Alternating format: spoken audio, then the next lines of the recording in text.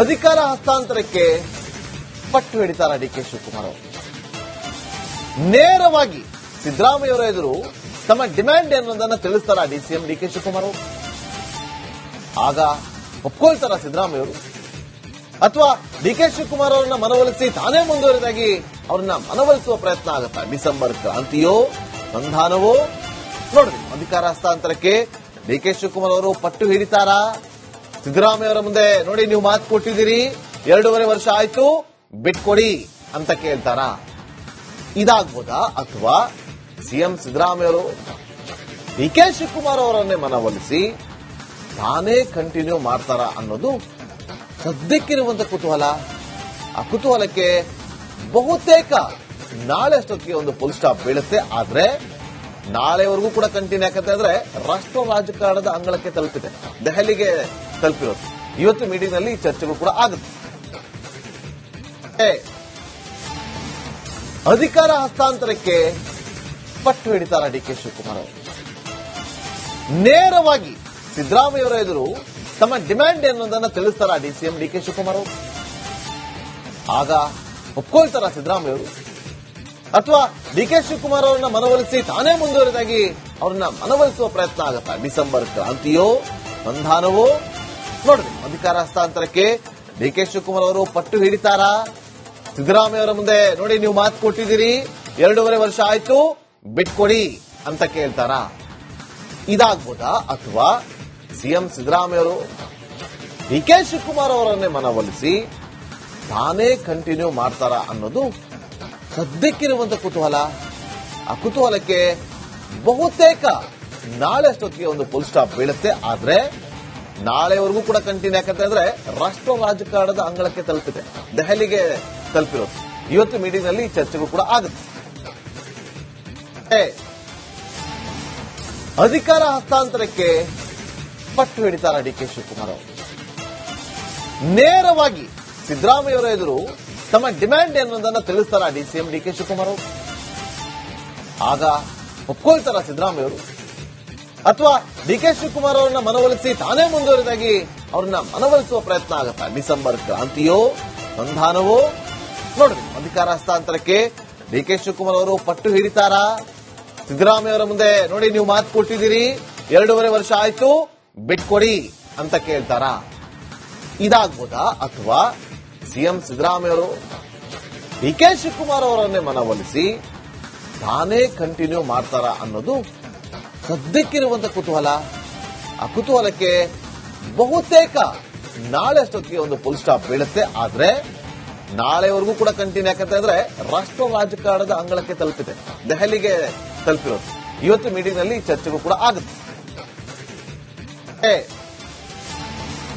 ಅಧಿಕಾರ ಹಸ್ತಾಂತರಕ್ಕೆ ಪಟ್ಟು ಹಿಡಿತಾರ ಡಿಕೆ ಶಿವಕುಮಾರ್ ಅವರು.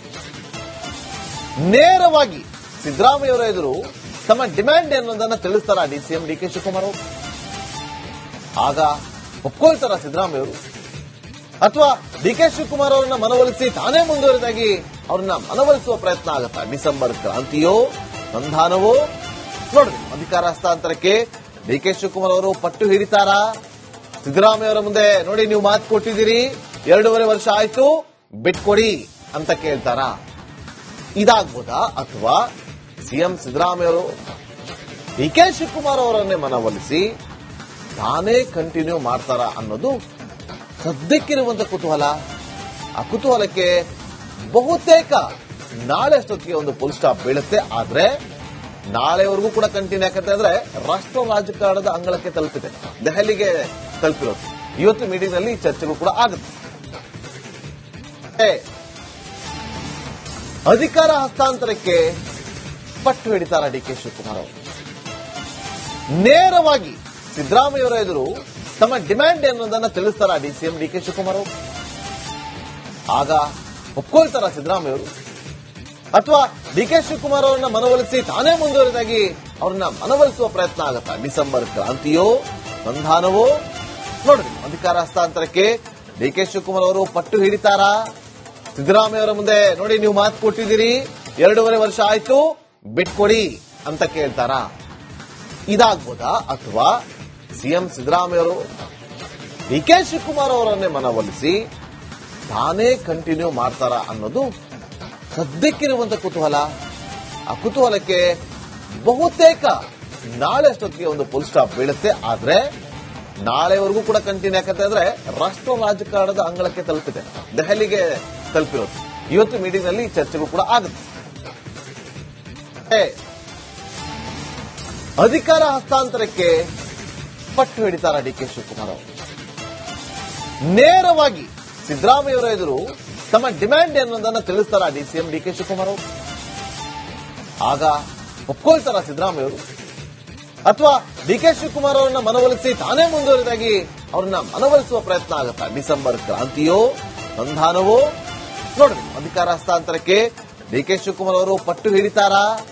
ಸಿದ್ದರಾಮಯ್ಯ ಅವರ ಮುಂದೆ ನೋಡಿ, ನೀವು ಮಾತು ಕೊಟ್ಟಿದ್ದೀರಿ, 2.5 ವರ್ಷ ಆಯ್ತು, ಬಿಟ್ಕೊಡಿ ಅಂತ ಕೇಳ್ತಾರ. ಇದಾಗ್ಬೋದಾ? ಅಥವಾ ಸಿಎಂ ಸಿದ್ದರಾಮಯ್ಯ ಅವರು ಡಿ ಕೆ ಶಿವಕುಮಾರ್ ಅವರನ್ನೇ ಮನವೊಲಿಸಿ ತಾನೇ ಕಂಟಿನ್ಯೂ ಮಾಡ್ತಾರ ಅನ್ನೋದು ಸದ್ಯಕ್ಕಿರುವಂತ ಕುತೂಹಲ.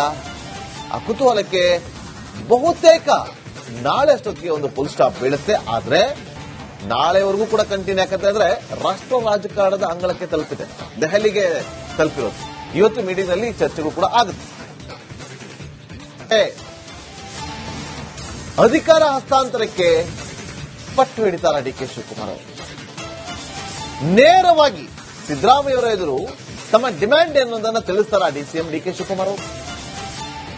ಆಗ ಒಪ್ಕೊಳ್ತಾರ ಸಿದ್ದರಾಮಯ್ಯವರು, ಅಥವಾ ಡಿ ಕೆ ಶಿವಕುಮಾರ್ ಅವರನ್ನ ಮನವೊಲಿಸಿ ತಾನೇ ಮುಂದುವರಿದಾಗಿ ಅವ್ರನ್ನ ಮನವೊಲಿಸುವ ಪ್ರಯತ್ನ ಆಗುತ್ತಾ? ಡಿಸೆಂಬರ್ ಕ್ರಾಂತಿಯೋ ಸಂಧಾನವೋ ನೋಡ್ರಿ. ಅಧಿಕಾರ ಹಸ್ತಾಂತರಕ್ಕೆ ಡಿ ಕೆ ಶಿವಕುಮಾರ್ ಅವರು ಪಟ್ಟು ಹಿಡಿತಾರ.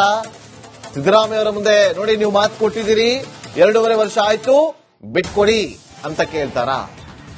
ಇದಾಗ್ಬೋದಾ? ಅಥವಾ ಸಿಎಂ ಸಿದ್ದರಾಮಯ್ಯ ಅವರು ಡಿ ಕೆ ಶಿವಕುಮಾರ್ ಅವರನ್ನೇ ಮನವೊಲಿಸಿ ತಾನೇ ಕಂಟಿನ್ಯೂ ಮಾಡ್ತಾರ ಅನ್ನೋದು ಸದ್ಯಕ್ಕಿರುವಂತ ಕುತೂಹಲ.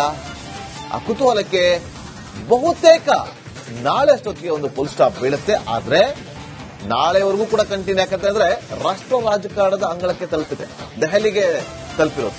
ಇವತ್ತು ಮೀಟಿಂಗ್ ನಲ್ಲಿ ಚರ್ಚೆಗೂ ಕೂಡ ಆಗುತ್ತೆ. ಅಧಿಕಾರ ಹಸ್ತಾಂತರಕ್ಕೆ ಪಟ್ಟು ಹಿಡಿತಾರ ಡಿ ಕೆ ಶಿವಕುಮಾರ್ ಅವರು.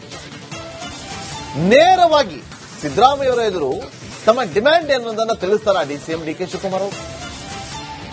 ಆಗ ಒಪ್ಕೊಳ್ತಾರ ಸಿದ್ದರಾಮಯ್ಯವರು, ಅಥವಾ ಡಿ ಕೆ ಶಿವಕುಮಾರ್ ಅವರನ್ನ ಮನವೊಲಿಸಿ ತಾನೇ ಮುಂದುವರಿದಾಗಿ ಅವ್ರನ್ನ ಮನವೊಲಿಸುವ ಪ್ರಯತ್ನ ಆಗುತ್ತಾ? ಡಿಸೆಂಬರ್ ಕ್ರಾಂತಿಯೋ ಸಂಧಾನವೋ ನೋಡ್ರಿ. ಅಧಿಕಾರ ಹಸ್ತಾಂತರಕ್ಕೆ ಡಿ ಕೆ ಶಿವಕುಮಾರ್ ಅವರು ಪಟ್ಟು ಹಿಡಿತಾರ. ಸಿದ್ದರಾಮಯ್ಯ ಅವರ ಮುಂದೆ ನೋಡಿ, ನೀವು ಮಾತು ಕೊಟ್ಟಿದ್ದೀರಿ, 2.5 ವರ್ಷ ಆಯ್ತು, ಬಿಟ್ಕೊಡಿ ಅಂತ ಕೇಳ್ತಾರ.